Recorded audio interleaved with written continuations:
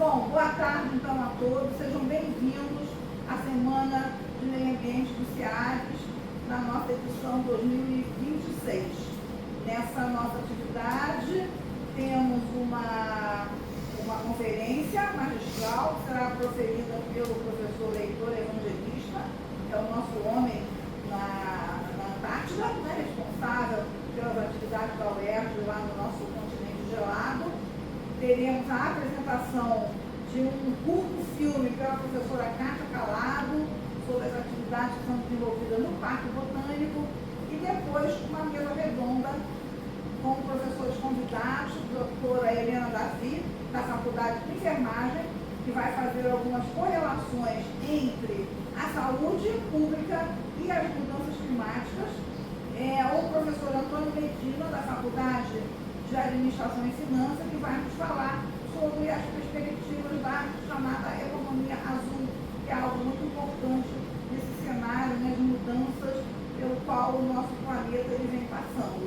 E vamos terminar com a nossa funcionária, Caroline da Paixão, que faz um trabalho muito interessante lá na Ilha Grande em relação à questão dos resíduos sólidos.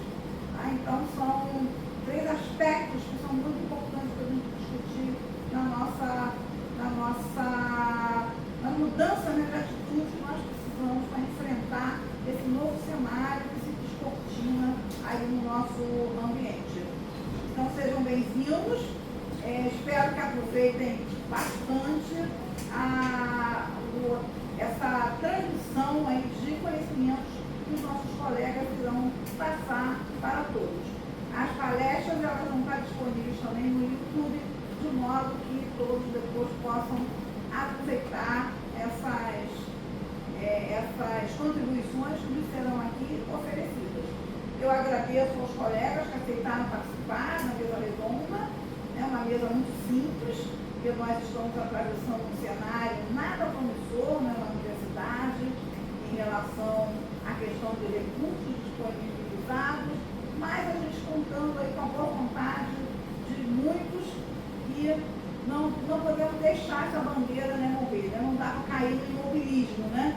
Não vamos fazer nada porque a situação está complicada. Não, a gente tem que realmente resistir e mostrar que a universidade pública ela tem muito a mostrar e que nós não somos derrotados por qualquer circunstância que nos atravessem durante esse nosso trabalho. Né? Nós temos um compromisso com a população desse Estado, um compromisso com a população que está aí por vir e por sofrer essas consequências que estão nos atingindo hoje e que vão atingir o nosso futuro, né?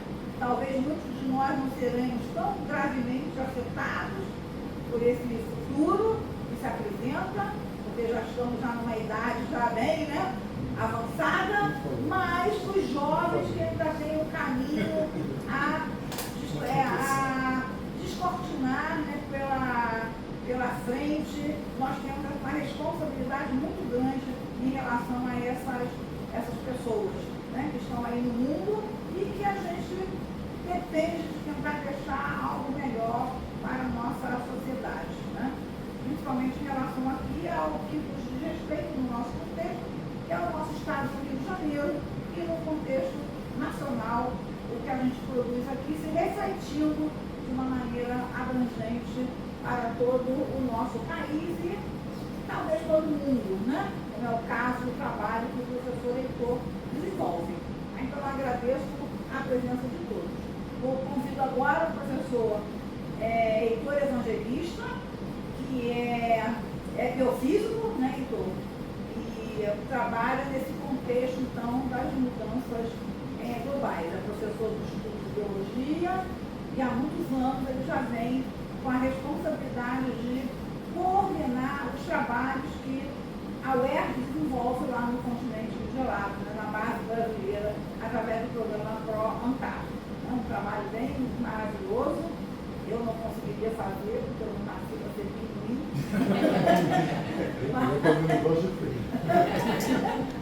Mas que o professor passa lá uns meses, né, por ano lá, e tem uma página muito interessante onde ele vai discorrendo sobre o dia a dia do trabalho que ele é lá realizado.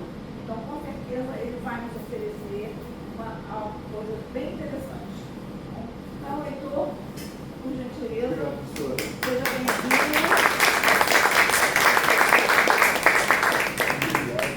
A palavra é sua.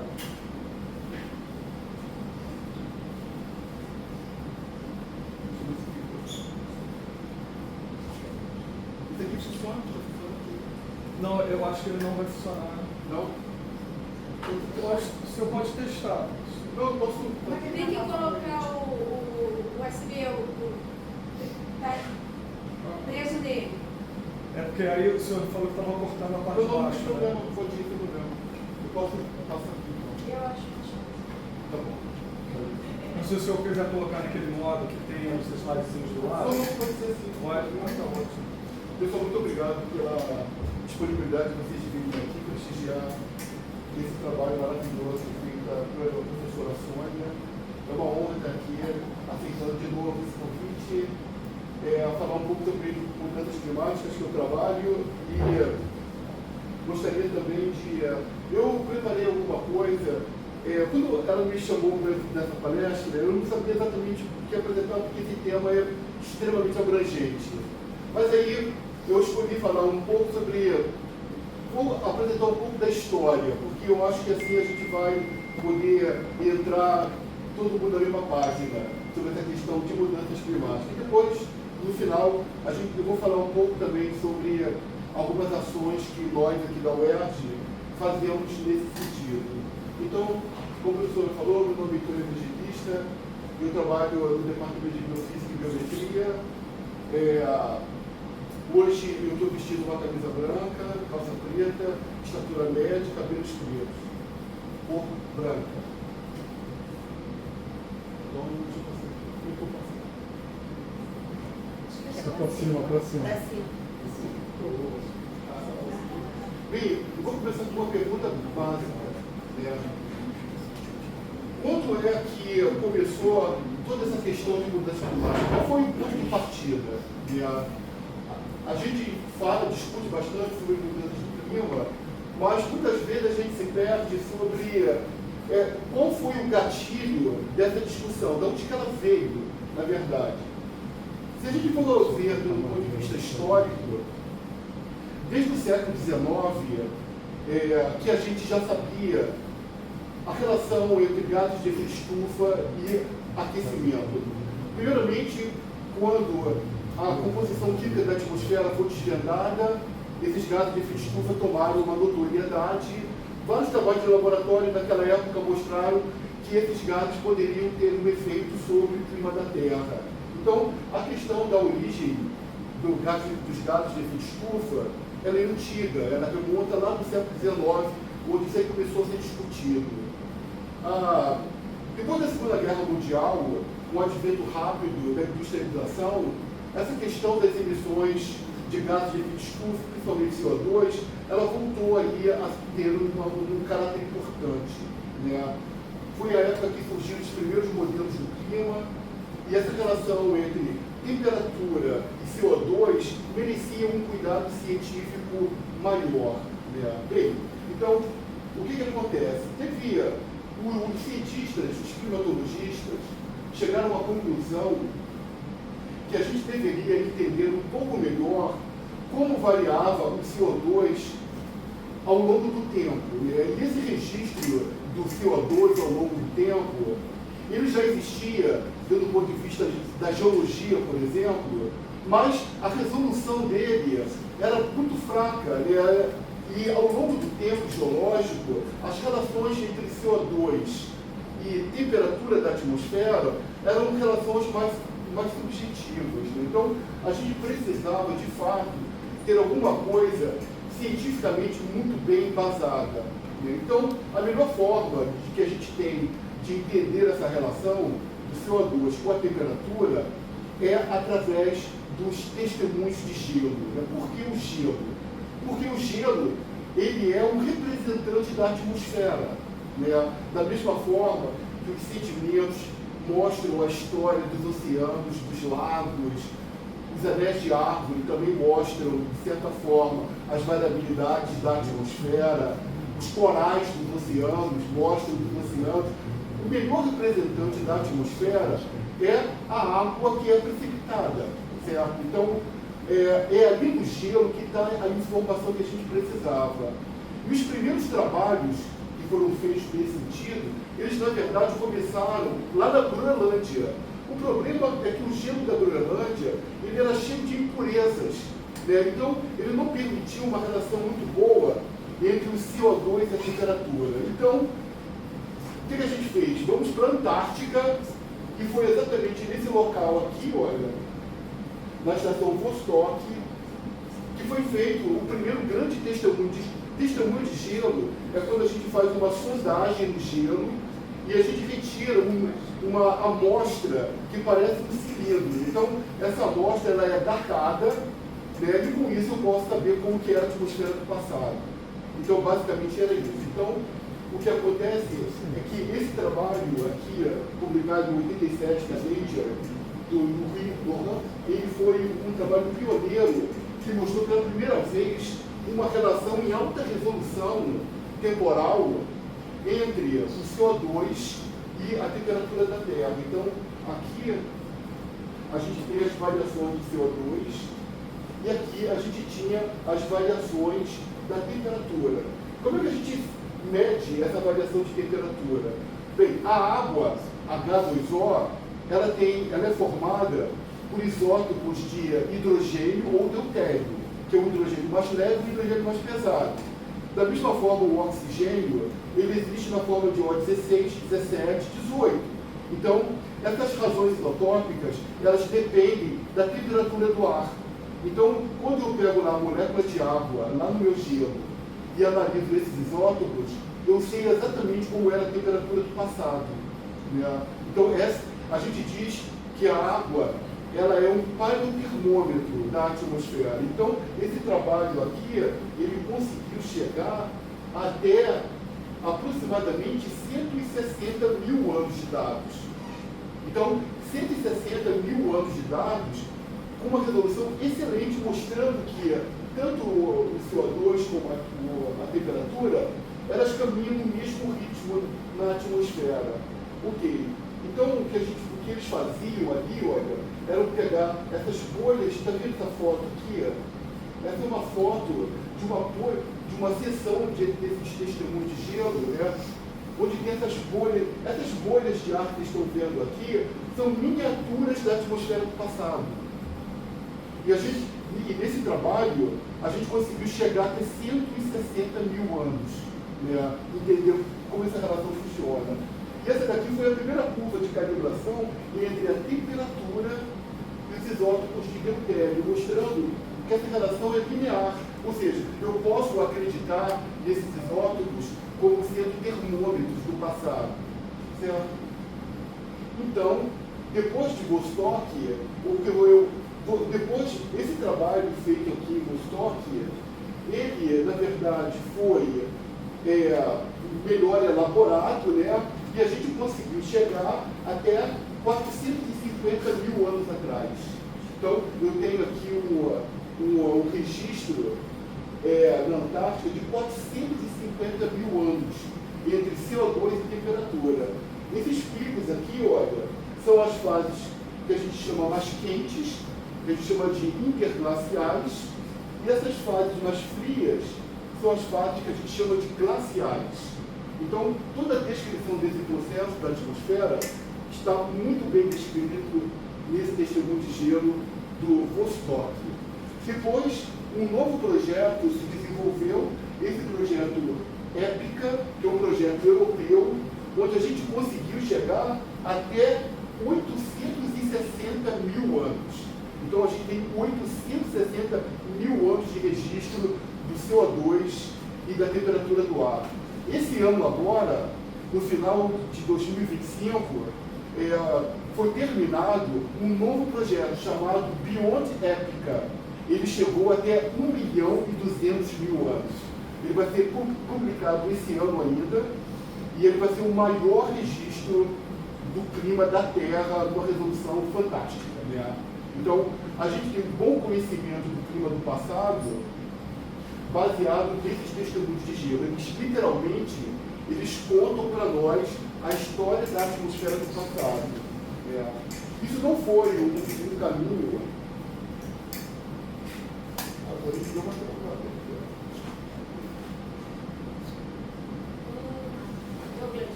Douglas, acho que Só mostra as primeiras 5 páginas. Volta para aquele modo do...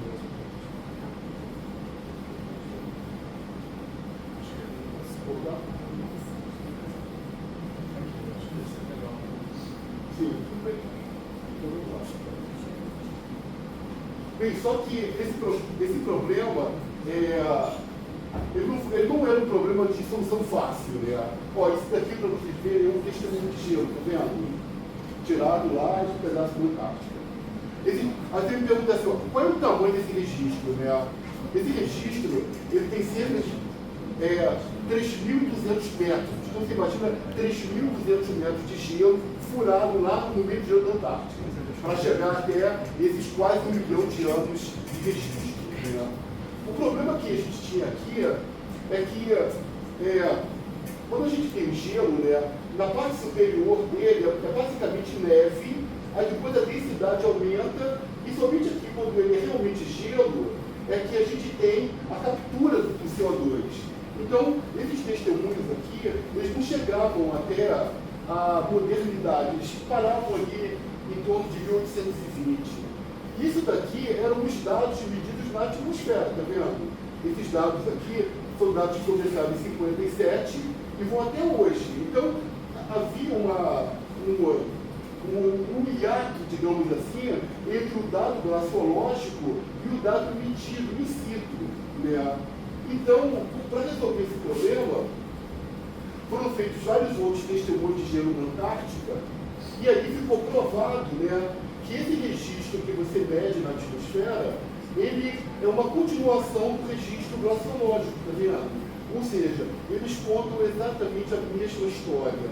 Então, isso mostra que, antes da Revolução Industrial, nós tínhamos aqui algo em torno de 280 partes por milhão, ppm, e hoje a gente tem concentrações na ordem de 430 ppm. Então, nessa evolução do CO2, a gente tem valores hoje que são os maiores que a gente tem nos últimos 4 milhões de anos. Isso a gente já sabe, né? Tá bom. Agora, como é que a gente sabe também, que esse CO2 que a gente mede, ele é proveniente da atividade humana? Porque, veja bem, você tem o ciclo do carbono, que o CO2 faz parte, natural. Você tem o CO2 produzido pelos vulcões. Você tem o CO2 que é produzido pelos oceanos. Como que a gente sabe que o CO2 que hoje nós debatemos, ele realmente é de origem antrópica?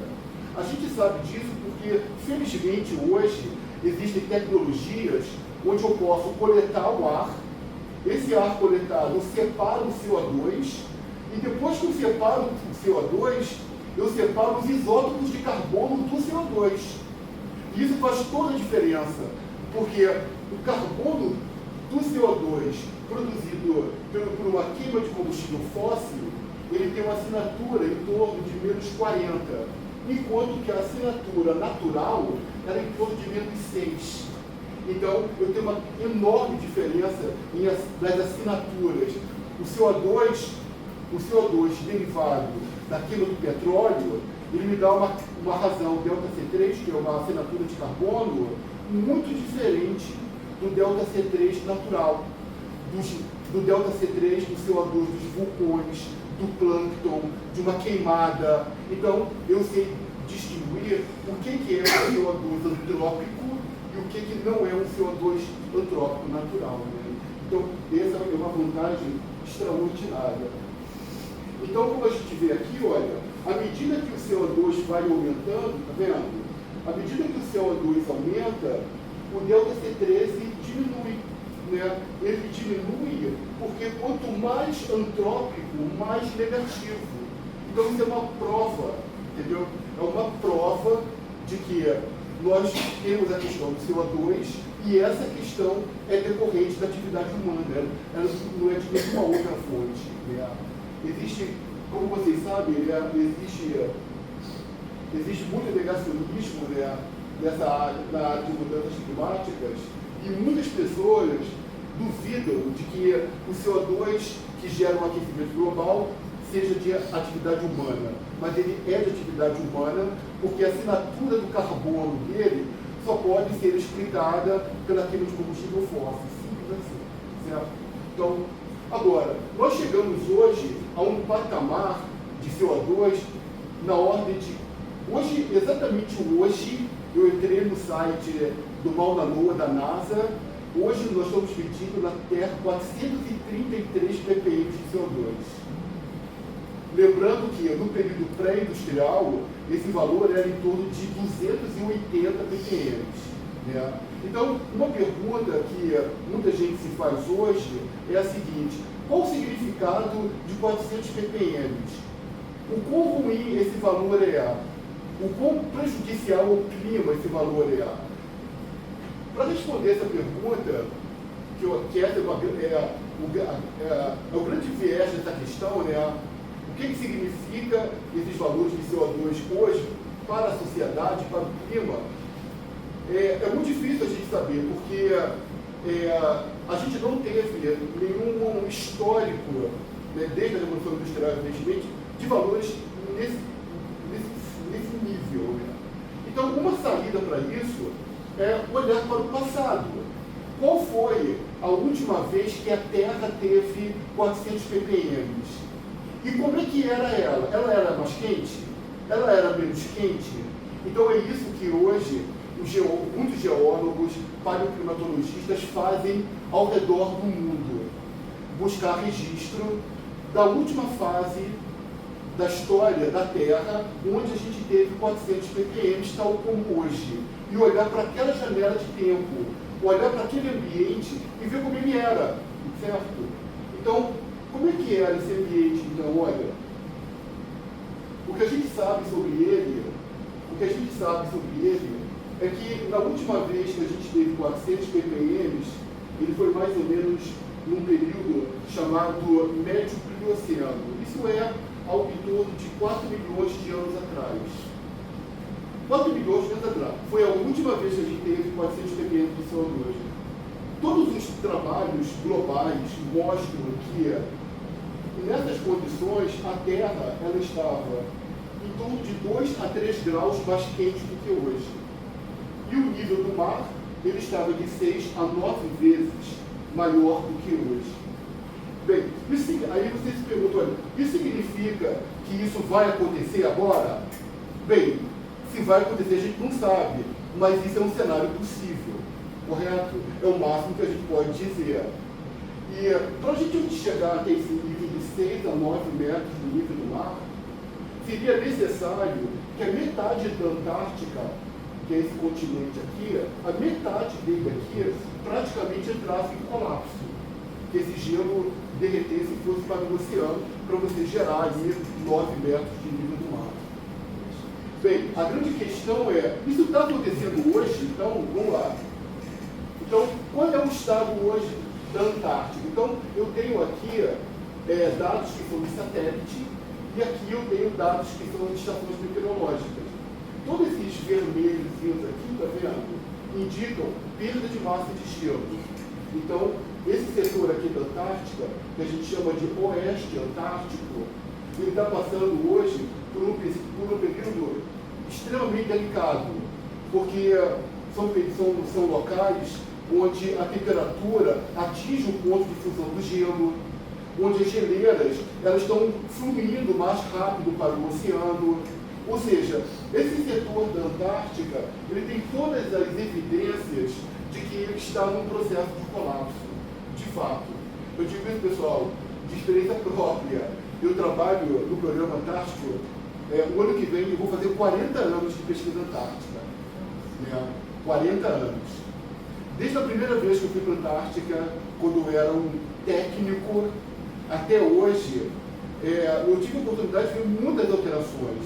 Geleiras que recuaram, oceanos que não congelam mais, geleiras que se fraturam, né? Então, isso é um fato, entendeu? Eu, definitivamente, sou privilegiado que eu não preciso ver nenhuma foto, porque eu mesmo tive lá, nesses 40 anos de trabalho, para ver todas as modificações que aconteceram, né? Então, esse setor é muito importante, porque nesse setor tem uma geleira que a gente está estudando, que é essa daqui, chamada Twiggs. Essa geleira, ela é mais ou menos um pouco maior do que a Flórida, né? E essa geleira, isso aqui é um mapa de topografia. Então, embaixo dela, vocês podem ver que é azul, tá vendo? Porque, na verdade, debaixo dela não tem rocha, tem só o oceano. Então, essa geleira daqui, ela é ancorada por alguns pedaços de rocha, né? E como ela tem um volume muito grande, né? Ela tem um volume do tamanho da Flórida e uma altitude de 1,2 quilômetros de gelo, só ela é responsável, seria responsável por 65 centímetros de nível do mar, né? Então, é uma coisa muito crítica, né? Hoje, toda a comunidade científica que trabalha com a Antártica olha para esse lado daí. Porque a grande questão hoje é a seguinte, não é se essa geleira vai colapsar. A grande questão é quando que ela vai colapsar. Essa pergunta de se vai, ela não existe mais, infelizmente, né? Então a gente vai ter que se adaptar realmente a um futuro com nível do mar maior, a menos que aconteça algum fenômeno natural que mude essa trajetória, né? Da mesma forma que esse ano aí está sendo previsto um grande El Niño, a gente pode ter uma grande lanina. A lanina, ela resfria a Terra. Uma grande erupção vulcânica esfria a Terra também. Então, são fenômenos que podem acontecer e a gente não sabe. Mas hoje o cenário, ele é preocupante mesmo, sabe? Não é uma historinha, como dizem hoje os negacionistas. E o mais importante é isso aqui, olha.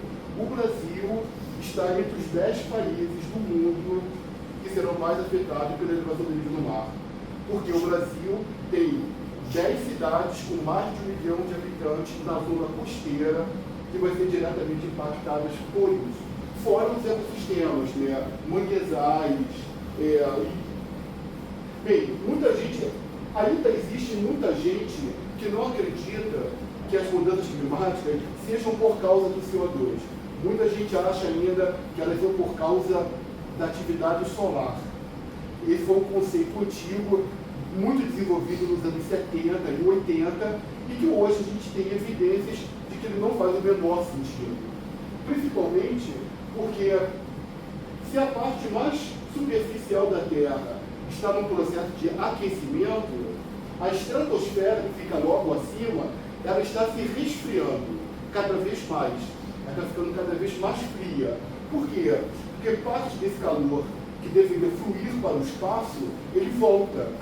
Então, a estratosfera, que fica acima de 12 mil quilômetros, ela está num processo de resfriamento. E se fosse atividade solar, ela iria estar aquecendo junto com as outras camadas. Fato esse que não ocorre, certo?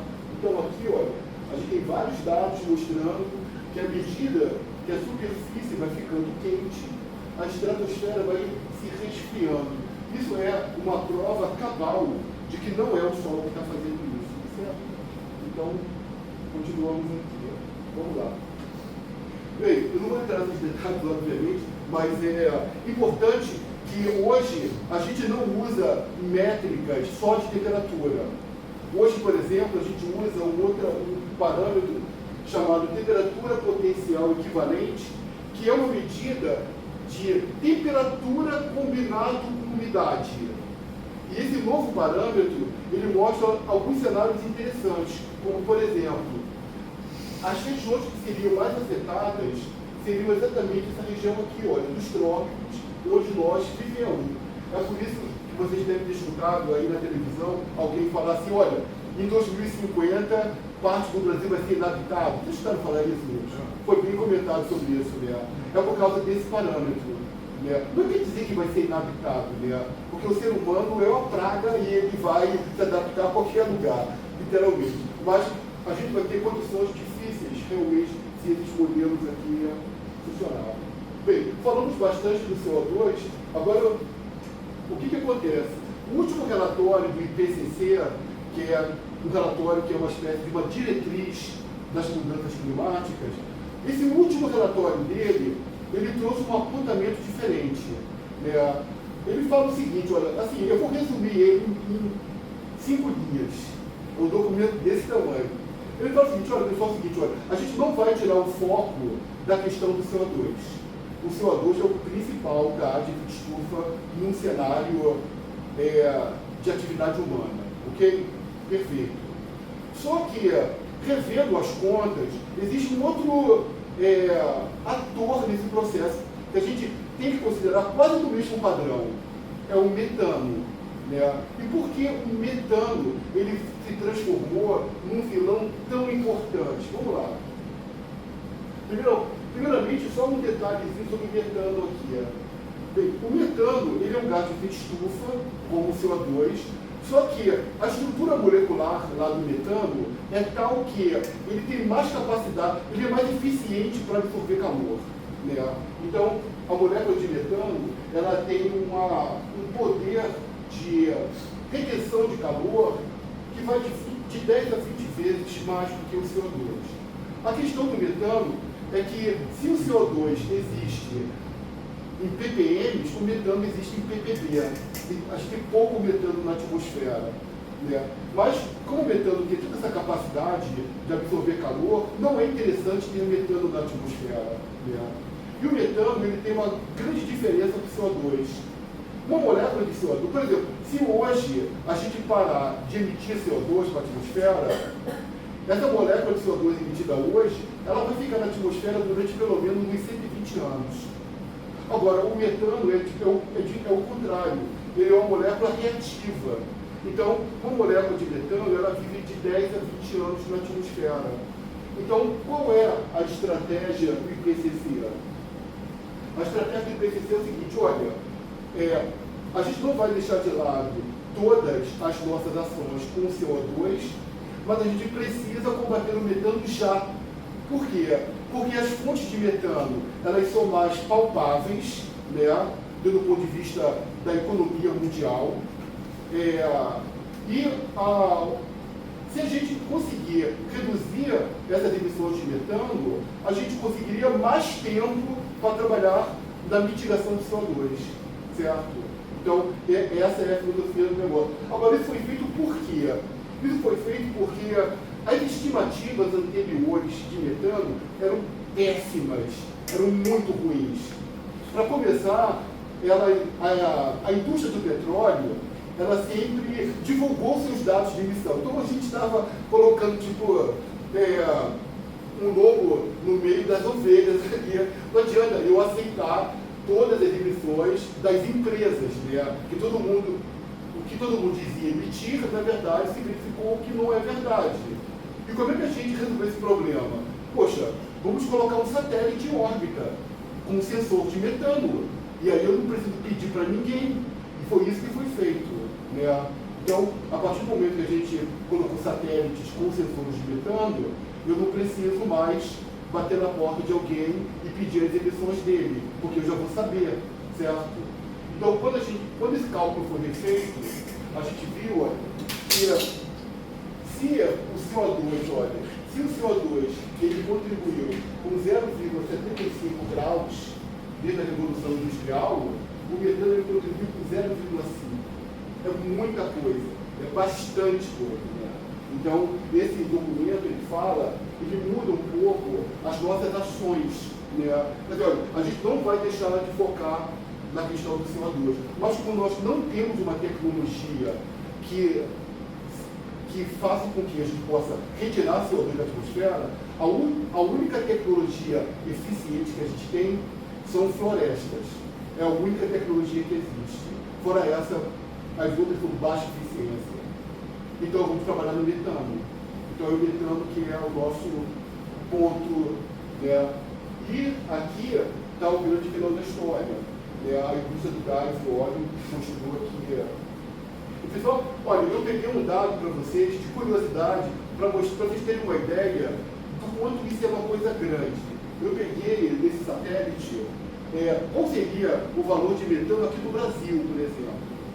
Então, olha só, vocês podem ver que as plataformas de petróleo, tá vendo? Elas produzem mais metano do que Rio e São Paulo juntos. Né? As emissões das plataformas juntas são maiores do que Rio de Janeiro e São Paulo somados. Para você ter uma ideia, né, de que isso não é uma coisa pequena. Então, bem, agora que eu falei essa introdução aí, bem, como é que a gente trabalha? Então, a UERJ, a gente tem um trabalho de monitoração dessa dinâmica no olho do furacão, lá no meio da Antártica. Né? Esse laboratório aqui, ele é mantido próximo a 600 quilômetros do Polo Sul. Ele fica bem na região onde toda essa dinâmica de perda de massa de gelo é importante. A gente montou esse laboratório lá. Esse laboratório é completamente automático, ele funciona com painéis solares e turbinas eólicas. Todos esses dados aqui eles têm 24 horas sobre o Android. Então eu monitoro 24 horas tudo que está acontecendo aqui. Variação de massa de gelo, temperatura, gases de estufa, todas essas coisas. A gente levou ele para lá, nesse avião aqui. Eu aluguei um avião cargueiro russo para levar para lá. Aí esse laboratório ele tem vários compartimentos aqui, né, onde a gente faz o monitoramento dos gases de efeito estufa, né, lá dentro dessa pequena bagunça aqui, né, mas é aqui que a gente faz todo esse trabalho de monitoramento. Né, a gente atualmente mede também produtos de queimadas da Amazônia que chegam lá no meio da Antártica, e ultravioleta UVA, UVB, porque a gente está exatamente embaixo do buraco do ozônio. Lembra do buraco do ozônio? A gente está debaixo do... A gente foi um dos primeiros laboratórios da Antártica que reportou 400 ppm, né, esse nível CO2. A gente está fazendo esse ano 15 anos de trabalho, uma cooperação entre a UERJ, o Instituto Nacional de Pesquisas Espaciais, o INPE, e a Universidade Federal do Rio Grande do Sul, nossos grandes parceiros desse trabalho. É bastante difícil, cada missão dessa é muito cara, então a gente tem que levantar todo ano editais para conseguir dinheiro, porque isso não é um programa de Estado, infelizmente, né? É um programa de cientistas, né? Então, é aquela grande história da grande dificuldade. O que a gente tem descoberto lá...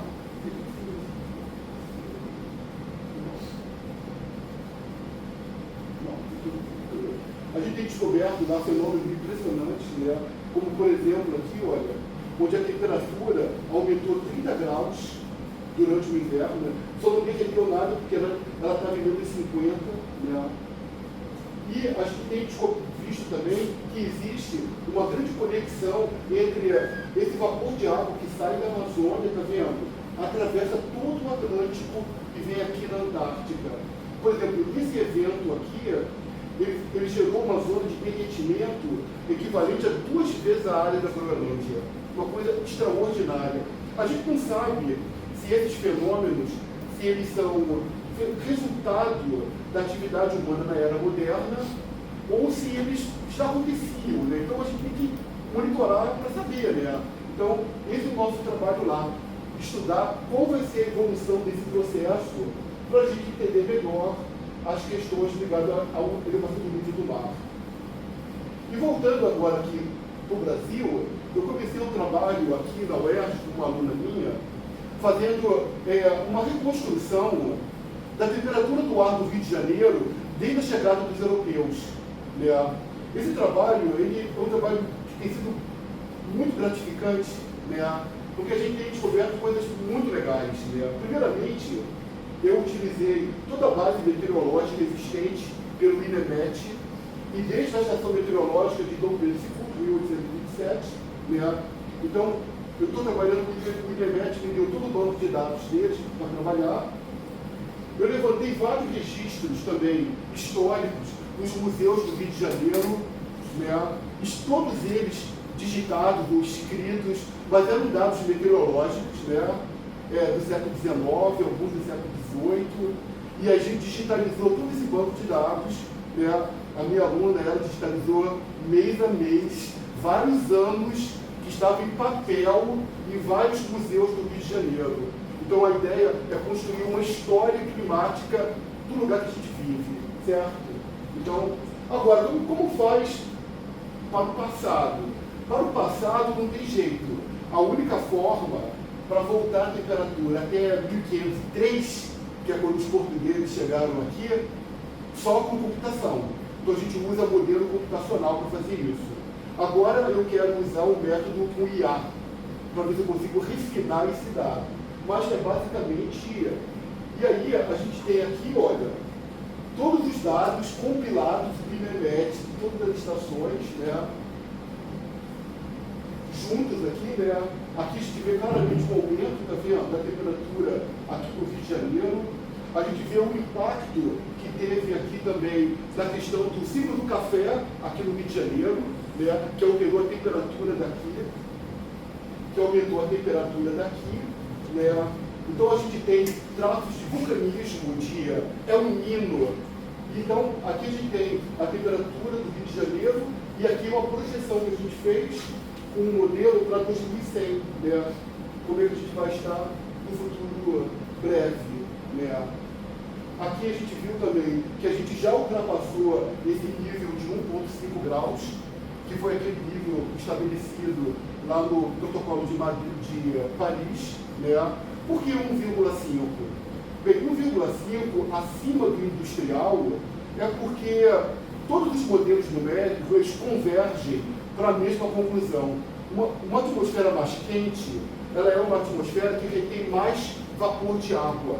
Então, ao reter mais vapor de água, você favorece eventos extremos, né? Então, por isso que esse 1,5 é chave nesse processo.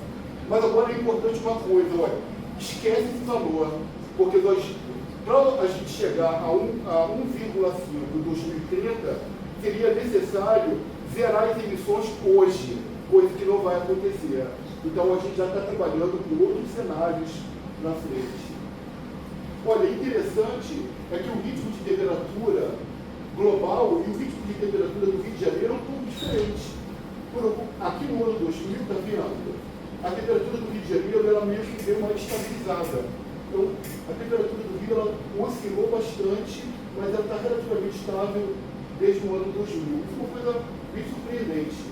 Por incrível que pareça, quando eu comparo a temperatura do Rio de Janeiro com outros indicadores econômicos, como PIB, aumento populacional, que estão relacionados à evolução urbana da cidade, a gente verifica que a temperatura do Rio de Janeiro tem uma relação maior da questão urbanística, de como nós alteramos o meio, do que do CO2 propriamente.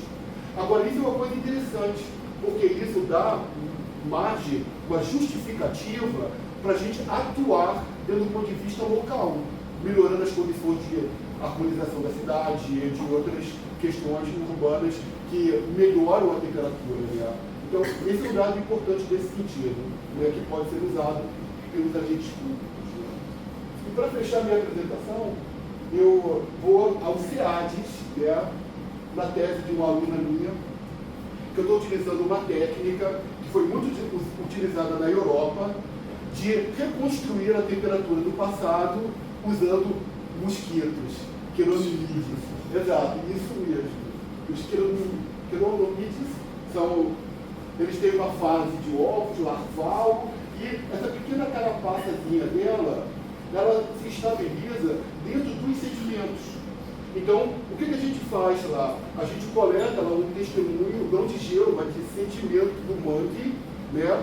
Eu faço a datação dele, camada por camada, e aí a gente analisa a população das carapaças desses queronomídeos. Né? Existem vários trabalhos na Europa, onde isso aí foi feito, está vendo? Queronomídeos versus temperatura da Europa, funcionando perfeitamente, né? E aí a gente fez um primeiro estudo aqui no Brasil, primeira vez no Brasil que a gente utiliza esse proxy, digamos assim, para fazer uma reconstrução de temperatura. Então, por esse ponto daqui, esse aqui é meu testemunho sedimentar. Então, em cada camadinha dele, eu descubro a idade, né? E aí eu faço a minha leitura lá das carapaças. E o que a gente tem observado é um resultado muito interessante, está vendo? Aqui a variabilidade da temperatura reconstruída, aqui a variabilidade dos quilonomites, né? Então, os quilonomites atuando direitinho como um proxy de temperatura, mostrando que na região da Ilha Grande houve uma grande alteração do padrão de temperatura após entre os anos 80 e 90. Tá certo? Então, o registro sedimentar. Ok? Então, esse é o meu resumo, pessoal. Muito obrigado.